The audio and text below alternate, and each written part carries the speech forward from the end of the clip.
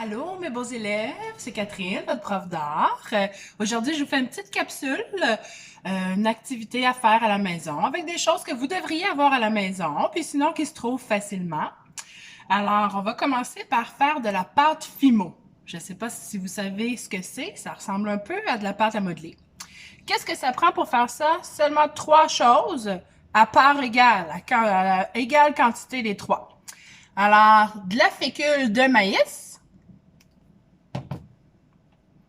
du bicarbonate de soude et de l'eau.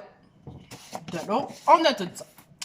On allume un feu à moyen bas, fait qu'à peu près à 4 sur le rond du poêle. On prend une poêle comme ça et puis on se choisit une mesure. Moi, j'ai décidé de faire comme quantité aujourd'hui, de prendre 1/3 de tasse. Alors, je vais prendre 1/3 de tasse de chacun des trois ingrédients. 1/3 de tasse de la fécule de maïs. Ensuite de ça, 1/3 de tasse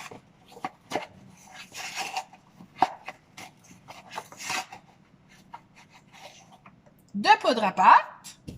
On commence par ceux qui sont secs, parce que si on met l'eau en premier, on va tout mouiller ça, puis notre petite poudre, elle va coller dedans. Je vais aller chercher la même quantité d'eau. Alors, 1/3 de tasse de fécule de maïs, 1/3 de tasse de bicarbonate de soude et 1/3 de tasse d'eau. Tu peux aussi faire une tasse, une tasse, une tasse, une demi-tasse, une demi-tasse, une demi-tasse. Ça dépend quelle quantité de pâte Fimo tu veux. Ensuite de ça, on mélange tout ça dans notre poêle. Au début, ça a l'air bien liquide, mais ça va s'épaissir. Là, je ne sais pas si tu vois. C'est plutôt liquide au début. On ne peut pas vraiment manquer ça. J'en ai fait plusieurs fois. C'est bien difficile à manquer. Demande de l'aide d'un adulte avant d'utiliser la poêle si tu as besoin. Là, on voit déjà là, que ça commence à faire des petits grumeaux. Mais là, ça va tout falloir que ça soit rendu une pâte avant que j'éteigne mon feu. Puis quand ça va être rendu une pâte, je vais l'étendre sur un papier d'aluminium, un papier saran wrap ici, une pellicule plastique, pour que ça refroidisse. Peut-être un petit 10 minutes, là, le temps que ça refroidisse. Tu vois, là, ça a commencé à épaissir pas mal. Là. On y arrive. Fait que bientôt, je vais avoir ma boule de pâte. Puis avec ça, dans le fond, on va pouvoir confectionner qu'est-ce qu'on veut. Donc, tu vois, là, c'est supposé tout se ramasser ensemble en une boule. Fait que quand tu arrives à avoir ta boule comme ça veut dire que ta recette est prête. Tu peux prendre ta boule et la mettre sur la pellicule plastique ici. Pour la faire refroidir plus vite, on essaie de faire un petit boudin là, comme ça. Là. Pas faire juste un gros moton. Là. On essaie de faire un petit serpent comme ça. Fait que ceux qui sont allergiques au gluten là, pour la pâte à modeler, ben ça c'est sans gluten. Fait que c'est intéressant. En attendant que la pâte ici refroidisse, j'ai éteint mon feu, évidemment. Tu peux rajouter du colorant, si tu veux, à ta pâte Fimo. Attention, ça tâche, hein? Fait que ça aussi, tu peux demander de l'aide d'un adulte ou te mettre des gants si tu veux pas te salir. Je vais te montrer un peu les choses que j'ai déjà fait avec ça. Ici, j'ai fait un signet. J'ai pris un bout de corde et puis au bout, hein? J'ai entouré de la pâte Fimo, puis là, après ça, mais je vais vouloir le peinturer, je vais vouloir faire un cactus. C'est que je vais prendre de la peinture verte, je vais faire un cactus, avec de la peinture noire, je vais faire des petits pics, puis ça va être mon signet. Si je veux vraiment le rendre très solide, on peut mettre du vernis aussi dessus. On peut se faire un signet, on peut se faire n'importe quoi qu'on aime dans le fond. Fait que si tu aimes les animaux, tu peux te faire un animal. Si tu aimes les bougies, tu peux te faire un porte-bougie. Prendre une petite bougie comme ça, puis entourer la pâte Fimo autour. Tu peux te faire un vide-poche, un bol ou un verre pour mettre tes sous, ton portefeuille, tes clés de cadenas et tout ça. Tu peux prendre même un bol qui existe déjà, ou un verre, puis entourer la pâte fimo autour.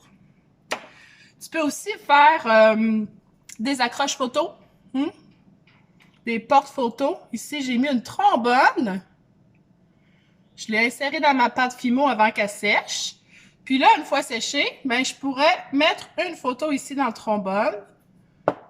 On peut en faire de différentes façons. Ça va être un cactus quand il sera peinturé. Et dans le fond, tu n'as pas besoin de grand-chose. Seulement 3 ingrédients.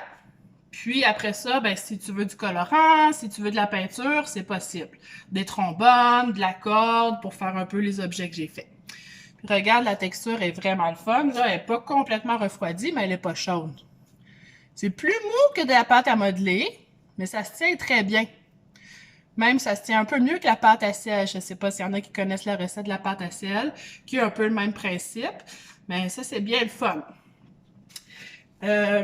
Je vais te montrer aussi une autre activité que je ne ferai pas avec toi aujourd'hui en capsule, parce que je ne veux pas que ce soit une capsule trop longue, mais si tu veux te faire de la peinture gonflable, ça aussi, c'est super facile. De la peinture gonflante, dans le fond, tu prends une portion de mousse à raser, une portion de colle. Fait que si tu prends une demi-tasse, tu prends une demi-tasse aussi de ça. Et puis, tu mélanges. Puis après ça, tu peux rajouter du colorant alimentaire, les couleurs que tu veux. Et puis ça aussi, ça peut être le fun à peinturer. Même si tu n'as pas de pinceau, tu peux prendre tes doigts. C'est super le fun comme texture. Ça ressemble à une texture de mousse à raser. Puis tu peux faire les formes que tu veux. Tu peux faire un cornet, un ananas, peu importe qu'est-ce que tu aimes. Tu peux te faire ça comme décoration. Puis quand ça sèche, la peinture gonflante, ben ça reste un petit peu gonflant. Pas autant que quand on l'applique, mais quand même. Fait que c'est ça que je voulais te montrer aujourd'hui, cette petite capsule-là. J'espère que tu vas t'amuser. J'espère que tu fais de l'art. Je m'ennuie vraiment, vraiment beaucoup de vous. J'aimerais bien ça vous revoir, mais je sais que ce ne sera pas avant l'année prochaine. Alors, je vous dis, faites attention à vous. Bon été, puis on va se revoir dès qu'on pourra. Bonne journée, bon été, bye bye!